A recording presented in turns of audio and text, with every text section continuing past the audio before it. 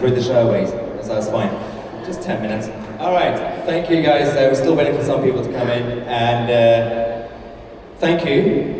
We're going to start in 5 minutes because obviously I'm slightly late, but first things first, as I said, your QR codes on your badges, your passes, that's the agenda, the timetable for the day.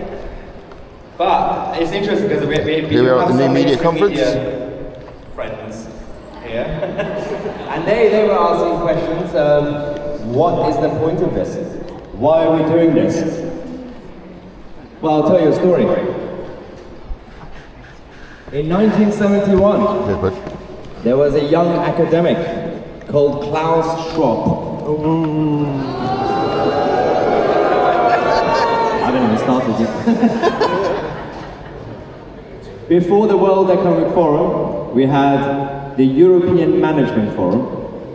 The young Klaus Schwab started that first conference in Davos with his friends and his lobbyists, with about 300 people. That movement, which was supposed to be for networking, fair enough, became successful. Then they got to their head. Then they started coming up with evil ideas. But now they have major conferences every year, champagne and caviar, crazy ideas, a lot of certain sexual scandalous stories coming out of Davos. We are the first conference, so the ambition is that we're going to get to that level. Just on, not you actually, and I watch your channel, but sometimes you have people on YouTube or on their TikTok, there's a very loose relationship to the truth. There's not much fact checking. I think sometimes New York is guilty of that, and that's where the media falls down. Okay, but Daniel, can I just say one thing about that? Because seriously, when you think about that for 1 second, that is one of the most chilling things someone in the mainstream media can say. No group of people in this country have been more guilty for lying to the British people for the past 5 years in the most despicable manner. Pakistani Muslim rape gang cover up over the COVID vaccine, cover up over Tommy Robinson, cover up over the lockdowns, cover up over Brexit. They lied. The mainstream media lied. This idea that, oh, it's just the terrible YouTubers that lie. No. If we were talking about people lying in the mainstream media, locking people up for that, then Laura Koonsberg, Robert Peston, Biff Rigby, Benjamin Butterworth would all be in jail. Well, I tell you what, you were only too keen to take the money when they were offering it, so, you know, I think it says more about the fact that you just couldn't keep the job. No. I think you really have to look at why I was sacked, actually, if you think that I was someone who took the money and did what producers said. And actually, having worked with me there, Benjamin, for the first 3 years, be honest about it, the whole reason I was sacked is because I wouldn't be told what to do. Just be honest about that. You were in that studio with me. No. You were in that studio with me. Seriously, I want you to tell the truth because you've just claimed that I am some type of shill who took mainstream media money. You worked with Benjamin. You worked with me here for 3 years. Was I someone that did what I was told? Look, I thoroughly enjoyed working on your program, and I've never said otherwise. No. But I know, but just to answer the question, was I someone? No, you saw the fights I had with the producers behind the scenes when they tried to tell me what to do. Yeah, but you didn't quit over that, did you? No, I was sacked. Exactly. Because I didn't do what I was told to do in my earpiece. But you know what? Okay, guys, right, I'm gonna. No, I was quite enjoying that, didn't Just make one point. I think we should just move on to the next question because you actually mentioned a really good point about fact checking. And I think one of the main concerns that a lot of people who support the legacy media have is that with new media, who is there to fact check? How do you define credibility? How do you know which channels are credible and which aren't? And what standards should new media be held to? Does free speech include incorrect things? I think that one of the problems is that online misinformation, whether intentional or through laziness, is something that goes viral and makes more money faster sometimes than the truth. But I want to make one point, which is that you talk about the grooming gangs, which is an appalling stain on this country, but that was revealed by a journalist in the Times newspaper in 2010. The only reason, that's just true, the only reason that we could all do this is because of mainstream media. No, look, that's an example of the I don't want to be rude, and I'm not endorsing this man at all. But unfortunately, whether you like it or not, the grooming gangs were exposed by Nick Griffin, and the attempts to lock him up for it. Now, you like that or you don't, but he'd been banging on about it for 20 years before the Times said anything at all. Well, my view on the Pakistani Muslim rape gangs is that it was very, very clear that the cover-up was absolutely perpetrated by the mainstream media working with the Westminster establishment. Now, do I give credit to Andrew Norfolk? Yes. Rest in peace as well. Obviously, there are incredible individual journalists. But if you look at a lot of what Andrew Norfolk said, it was that whole attitude of, well, we're doing this in this way to stop the horrible far right. That was how it was presented. And you know that there was really radio silence from the mainstream media. Let me just say something. I can't remember when I first heard about the Pakistani rape gangs. But what I will say to you, and you can look this up because it is genuinely true. I worked at London City Hall in something like 2005. Forgive me for not knowing exactly when it was. And in that period, it is well documented that Lee Jasper, the Mayor of London's race advisor, told Ken Livingstone to use the financial muscle of the Greater London Authority to stop a television documentary going out about grooming gangs. If you lived in London in 2005, your taxpayers' money was the reason Channel 4 didn't broadcast a programme about it. So shame on Lee Jasper, shame on Ken Livingstone. The reality is, everybody in power, everybody in the establishment, everybody in the media knew about it, and they ran for cover and desperately tried to protect their friends in the police who were trying to cover it up. And by the way, just like they did with Jimmy Savile. Just on that subject, I think we should create a new offence. You know how you can have this thing where there's a joint enterprise, where if I drive you to a bank robbery, I can be done for the bank robbery as well. I think if you cover up a grooming gang, you should be deemed part of it. So as far as I'm concerned, lock up Sadiq Khan, lock up Sir Peter Farhay, lock up Keir Starmer, give them all the same prison sentence.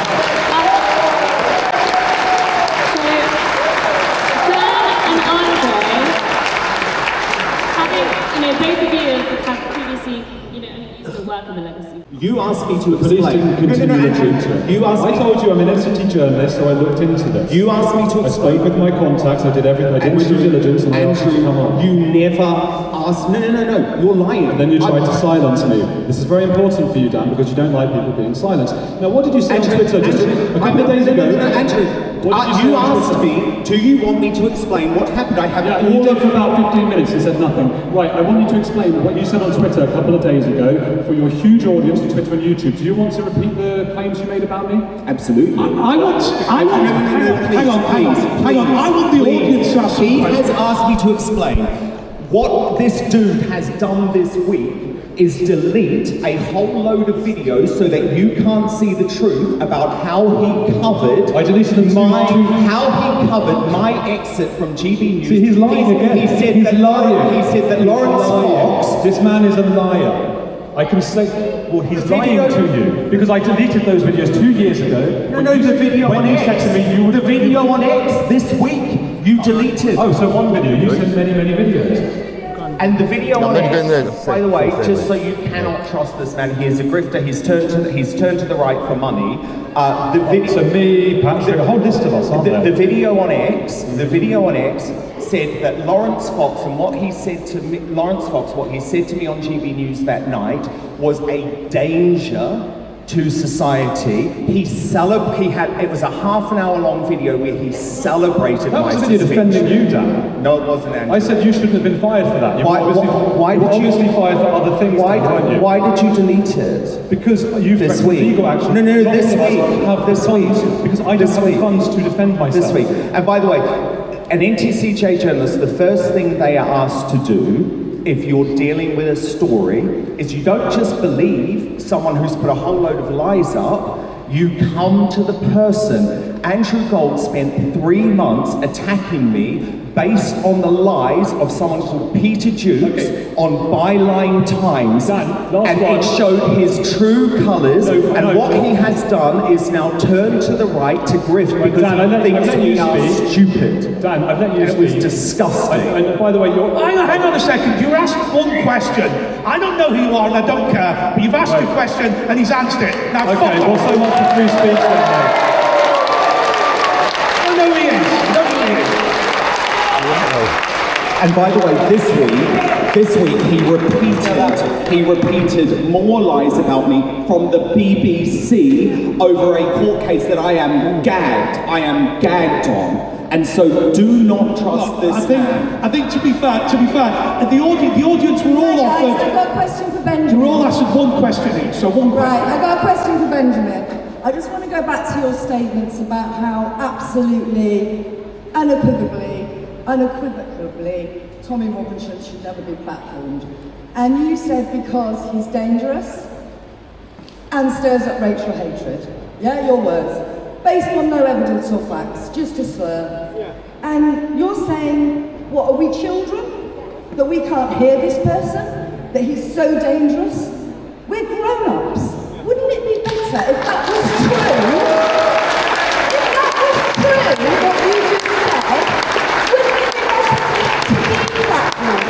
So people could hear how racist he was and how much hatred he stirs up. Because it's not true. The flaw, quite clearly he is platformed because that's how you know what he thinks. So many of these people who say they're being cancelled are on everything everywhere, so I don't take the argument. But secondly, by that argument, why shouldn't you have the Taliban or ISIS being able to... You interviewed the Taliban! You interviewed the Taliban! Yeah, but not in a You interviewed the Taliban, but not Tommy Robinson! Benjamin, have you interviewed the Taliban in the past 2 years? I have. And have you interviewed Tommy Robinson in the past 2 years? 3 years ago. But the point we is... have time for one more question.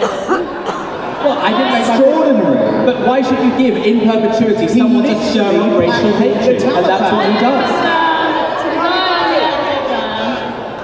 I'll be honest with you, the Taliban are a bit racist, aren't they? But by the way, I think it's actually fine to interview the Taliban. I'm not criticising Benjamin Butterworth for that. If Hitler were alive today, would we want to interview him? Yes. So why do you not want to interview Tommy Robinson? Because what these people are talking about isn't interviewing, it's promoting and endorsing and praising. And that's not journalism. So were you promoting the Taliban? Were you promoting the Taliban when you interviewed the Taliban? By the way, you do. I just throw this out as a detail. The College of Policing have said that if you know platform people, you will get rid of their views and it will no longer be debated. I want to say to you, the Weimar Republic in 1930s Germany had exactly the same hate speech laws that Keir Starmer is introducing in Britain. And Adolf Hitler was no platform. Okay, brilliant. Thank you. Come on, final question in here. Oh, I don't want this to end. I do. I'll keep this personally brief. As someone who worked, albeit briefly, with Tommy Robinson, Where are we looking? who worked briefly, albeit briefly, with Tommy Robinson on the Ellie Williams case, which is a case of a young lady who faked a grooming allegation, where he did the full fact check and then made sure he did his due diligence.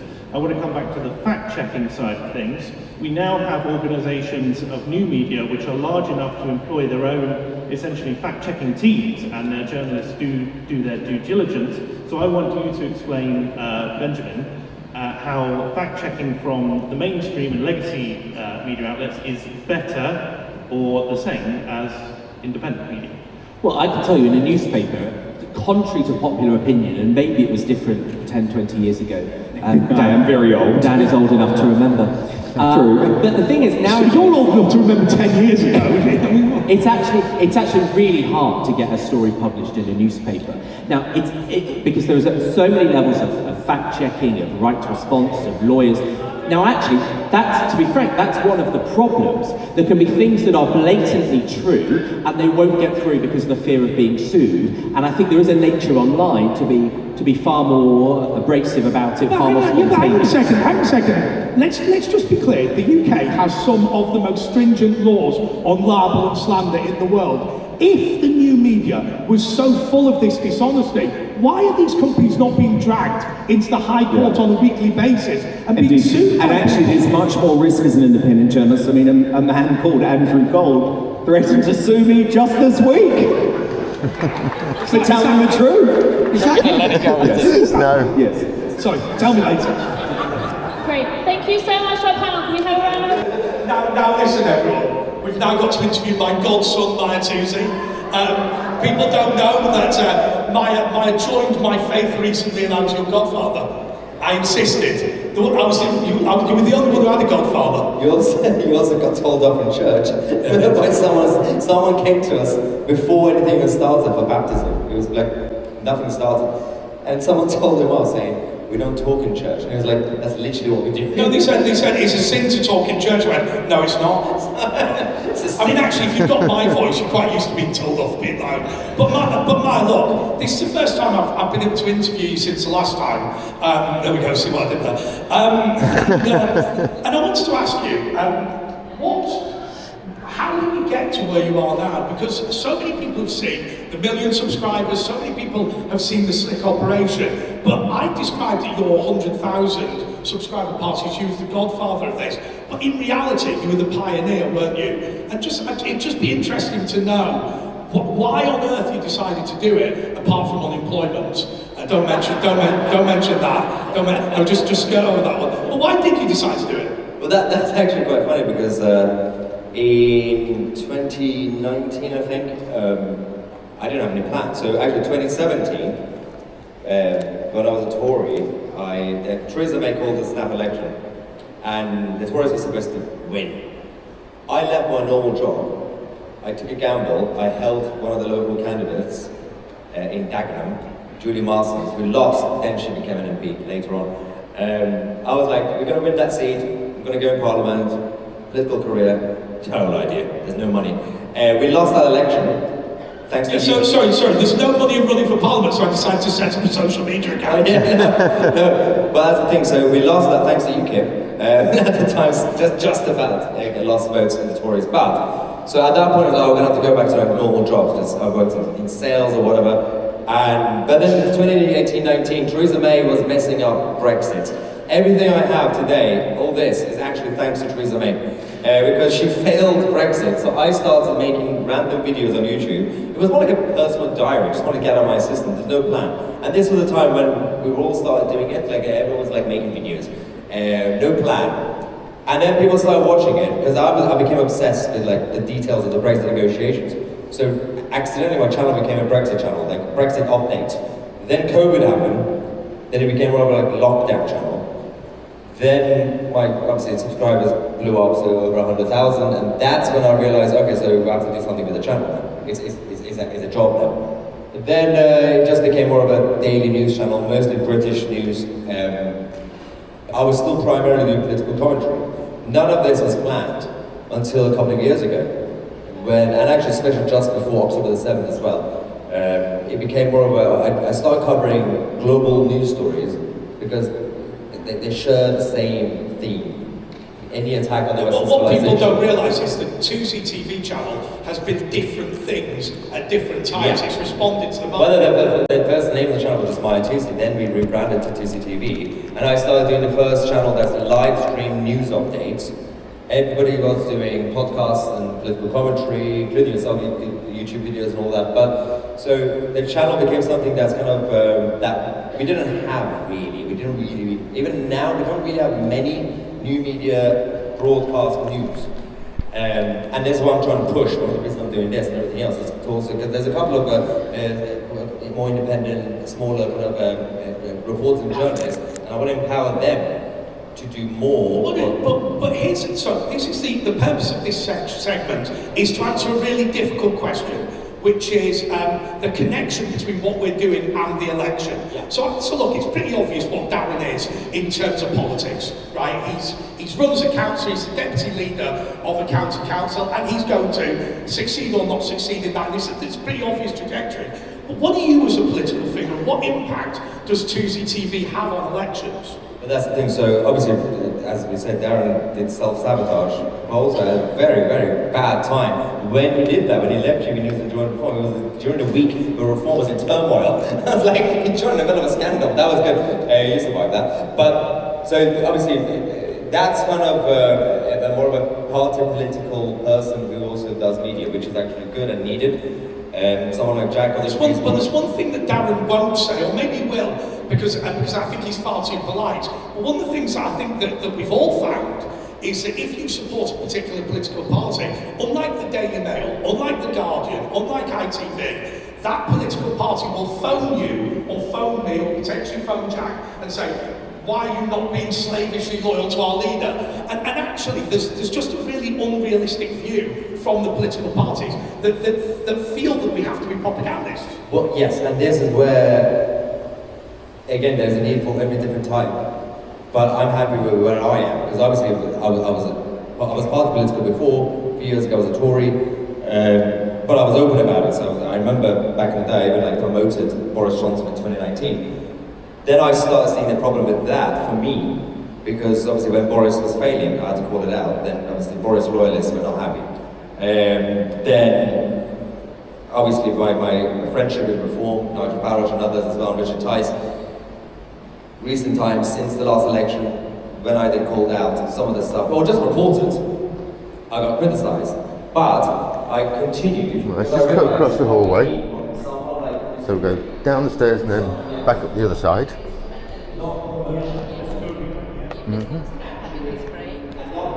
Back up the other side. And all the channels are doing, Turning doing with campaigns and everything else. What's needed is actually what I do as well as everything else. We also have to talk about our own sides, whether it's Tories, UKIP or Reform, even if that means at times I will be pissing some of you off because you're loyalists. It's important. It's not sabotaging our side, because we don't talk, we need to a turning point, and that's what scares the parties, because we have real power. Most people, how many, put your hand up if you watch the BBC here, who watches the BBC? No, to be fair, Jack, it's not a representative sample, is it? Let's be honest. If you like the BBC, I would suggest you probably wouldn't be here. But it goes to show, I think, the wider population as well. They know our content, people trust us, they listen to us, and they'll watch it at home, they'll watch it on their phones. People don't read a lot of newspapers anymore, bar the headline. And I think that's why the parties are so scared of our influence, and why we do have a lot of responsibility and power to try and shape the narrative because of our audiences. But equally, and maybe I'll put this to Darren, we are outsiders, but there comes a point, it's almost like when members of the Rolling Stones start getting OBEs, there will come a point at which point we are the insiders, if you like. When our political party is going to have a more sensible adult view towards our business? Because I think there is a lot more reporting and a lot more good we could do if we were treated in the same way as the Guardian or the Independent or the Times. Yeah, well, I think you will be. I mean, look at the last US election in which actually Donald Trump, through his son, nice one, thank set you. up with a lot More than area. to receive wildly more views than you've got to watch that Bournemouth one. mainstream media. Now, so that's already happening. I couldn't believe my luck that day, mate. Media, I think, is to be a pressure group to keep people like me honest, right? To keep people like me on the side of people like you. That's what you're there to do. So you have taken on the role of the media now, but it's a different vehicle, because it's a vehicle that wants to put forward a pro-nation agenda and keep the politicians wedded to that track. So that's the difference here. And actually, in terms of influence and what we're fighting for and against, things have changed over the last few decades. Whether you like it or not, we live in a hyper-democracy society. So we can talk about the flaws of democracy and like, well, is democracy working or not, but the franchises increased so much that back in the day, during Churchill's time in Attlee, the parties had to fight parties. and the establishment fight establishment or change the influence of the people at the top. People like us and political parties, what they should do is fight against you, for you and against you. So essentially, because you guys, we live in a mob rule society, so it's people that put pressure on the establishment. Now, back in the day, the establishment put pressure on the people. So for example, lockdown, sometimes it's a cycle of doom. The establishment scared the public, then it was the public who for a long time kept pushing the government to continue with lockdowns. Because initially, obviously, you scared them off, but it was actually, Boris Johnson didn't really want to continue, but he was looking at the opinion polls, like, well, they still want lockdown, what do I do? But my point is, what I do, what a lot of our media and independent analysts should do is, we have enough of us that attack Islam. We have enough of us that promote more centre-right parties. None of you guys, you can keep watching a video, a report one of us will do about attacking Islam. You might enjoy it, but you're not going to gain anything. You're not going to change your mind. You already hate it. Or if I promote something other that Nigel Farage did that you like, you already know. That's why it's important. Let's go to some questions. Any questions about CEO Yusuf? You can ask Darren. Okay, do we have a roving microphone? It doesn't matter. Sure, you've not asked the question. Okay, we'll get out to the back. Come on. Here we go. Let's hope this works out. Can you go to this gentleman first? There you go.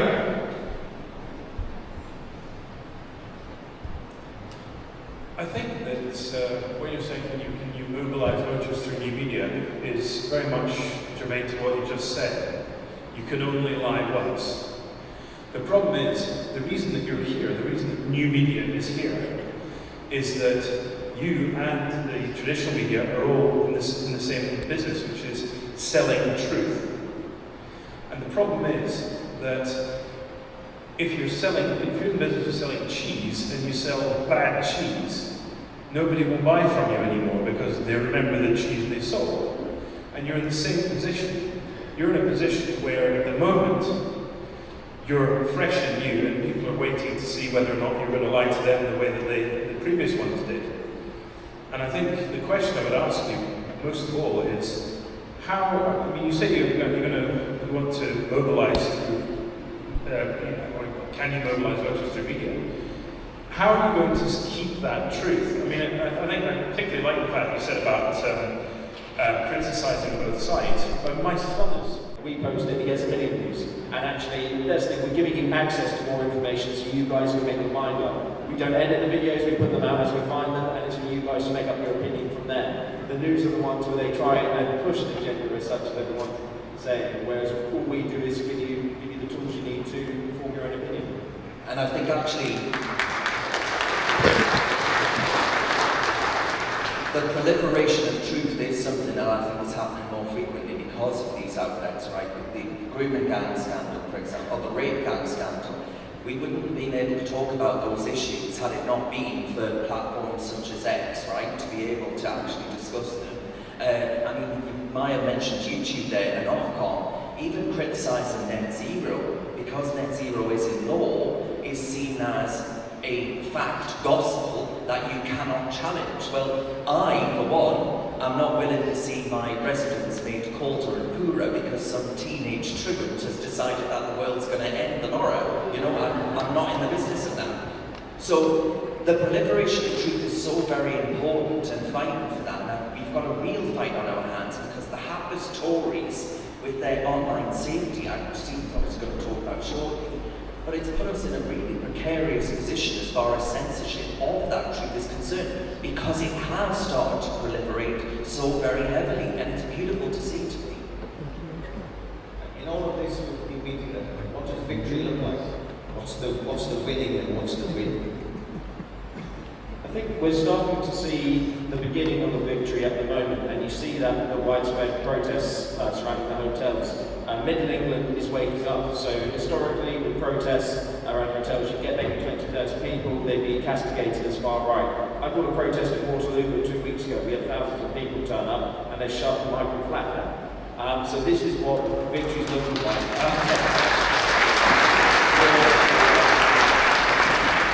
We're mobilising people who were maybe apathetic, weren't politically interested, thought politics was just for the upper middle class, whereas actually we are becoming more political as a nation, And that's the positive of new media. So we haven't won yet, no, but we are on the track for that victory, I'd say.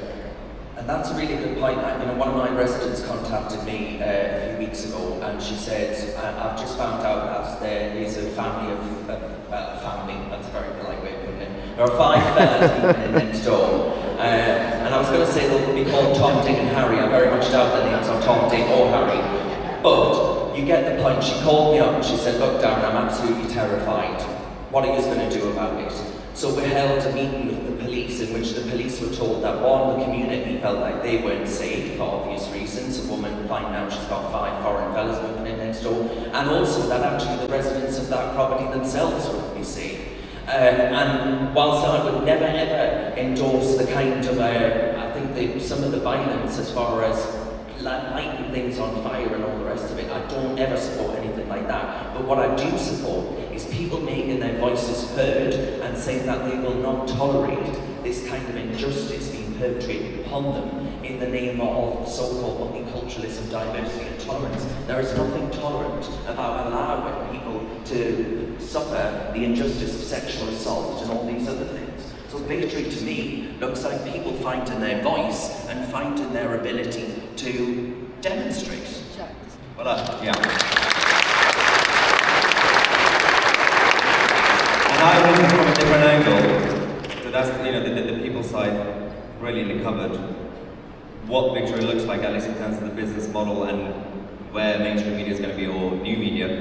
Victory is already happening, and the way I'll explain it is they are being forced to copy us now. Piers Morgan left the mainstream media channel to go on YouTube, but the thing is, because they don't know how we do things, that's going to be their own downfall. So for example, Piers Morgan has moved to YouTube, he's getting the clicks, he's getting the views, no love or influence. It's basically what I call hate watch. People watch it out of curiosity. He has no influence. If Piers Morgan says tomorrow, "Guys, I have this campaign, can you support me?" Nobody will support him. So they will get excited at first. They're like, "Oh, this is working." They're all doing it. They're all moving to websites, they're all moving to podcasts. Emily Maitness left the BBC doing a podcast. They're getting subsidies, they're getting the views, listeners. No love or influence, which means eventually they're going to overdose. They're going to overdose, they're going to collapse, and then we will be the ones, hopefully, that will continue to survive because we're gradually going up. And because we started from scratch organically, rather than them.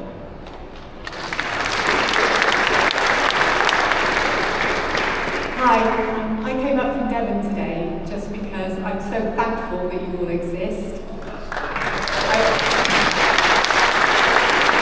I think you are victorious because you are actually giving people hope and information. You have already mobilised voters because you put the truth out there. And you made us realise that we're not alone and that we're not insane sitting there thinking, I don't think this makes sense.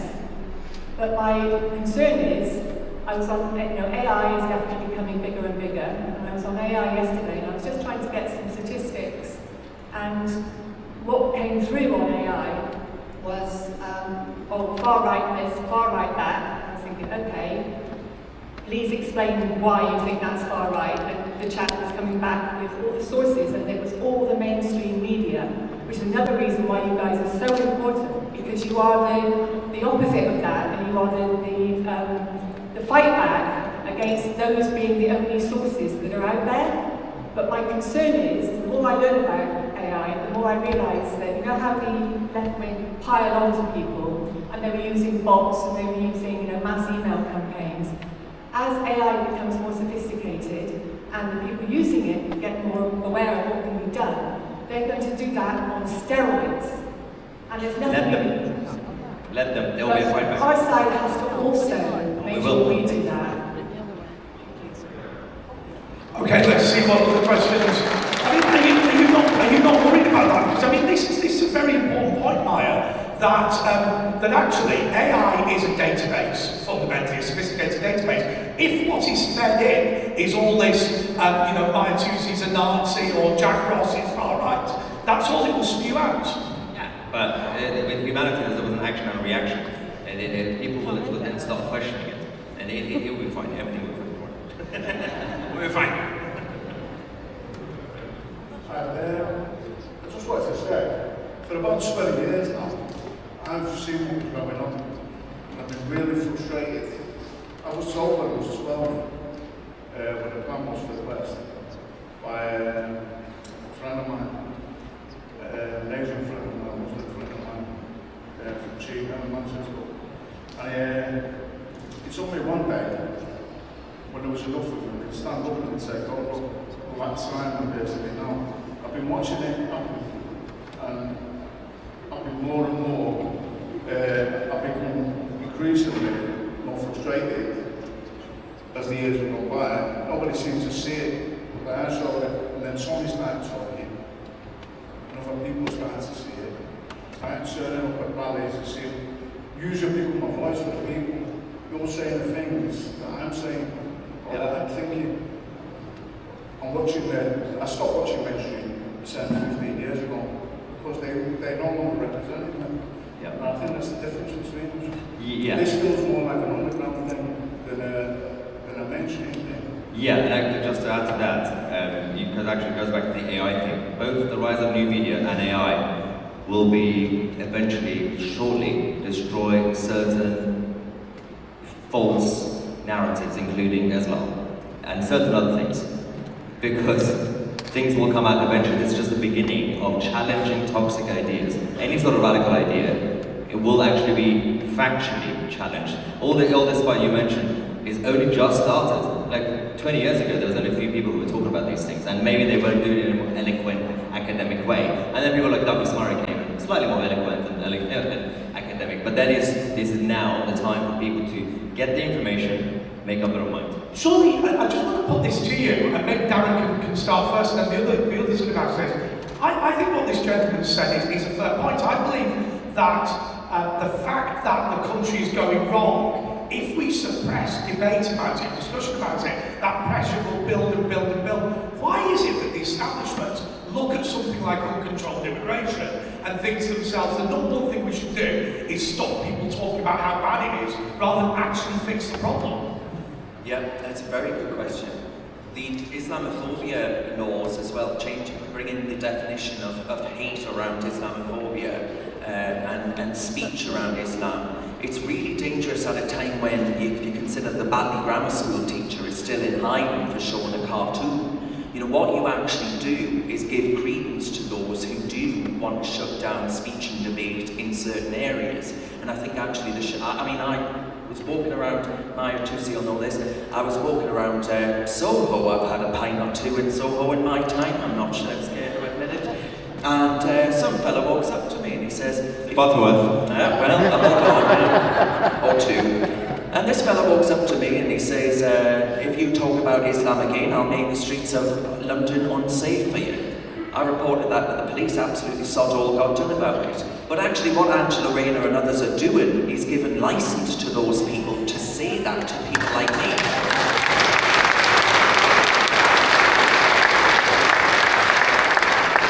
No religion, and I say this as a suffering Anglican, no religion is beyond reproach. No religion.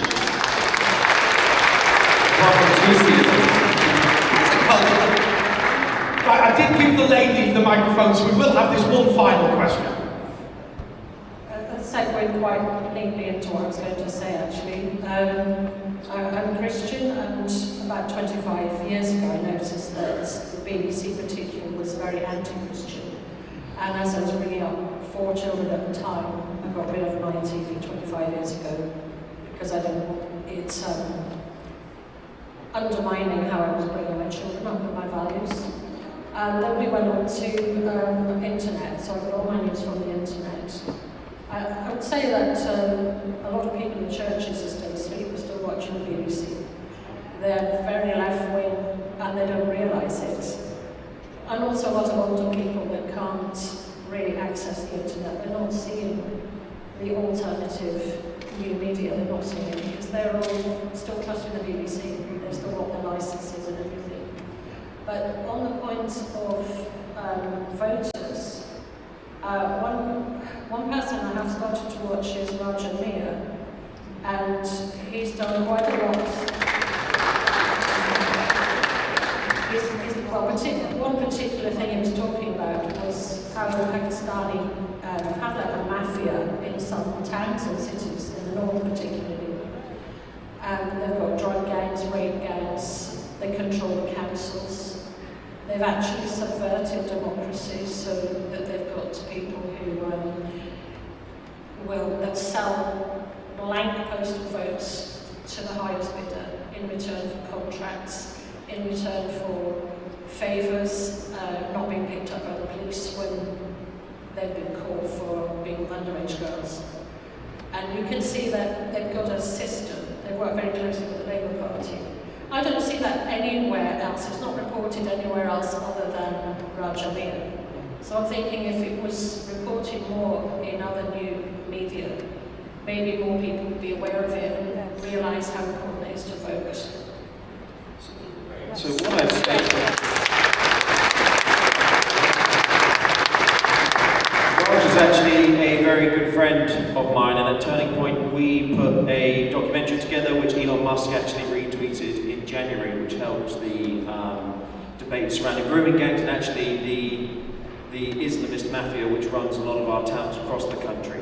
In terms of how to counter it, again, it comes back to new media. If people aren't aware of these things, they won't act against it. And, you know, Britain, there's 40 million Christians in Britain. If we're worried at what 6% of the population can do in terms of influence across the country, we're over 50% of the population. Where's the Christian bloc vote? Where's the Christian pound? As Christians, why are we shopping or paying the licence fee of the BBC, which is horrifically anti-Christian? Any organisation which talks our religion down.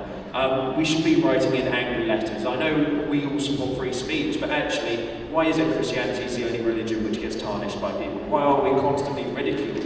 Why don't we stand up for ourselves?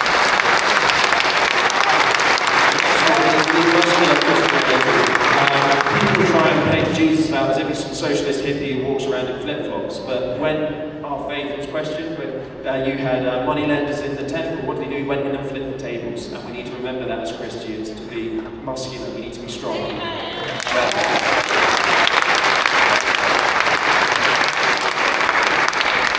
We can all do with being a little bit more muscular and standing up for ourselves a bit more. You know, I think actually the defence element, we are a little bit too laid back, I think, sometimes, and we need to be more robust. But just very, very briefly, what you said there about there not being enough exposure of these sort of things, actually I think because of X and because of Elon Musk, that's the only reason we got a rape guy inquiry. You know, that pressure that was applied there. So have hope, have faith. We are fighting this, we are getting through, slowly but surely, to the prevailing narrative, and that's what we need. Ladies and gentlemen, I just want you now to give a special thanks, not just for today, but for three people who've led this movement, who I'm proud to call friends, three phenomenal patriots in Darren Grimes, Jack Ross and Mike.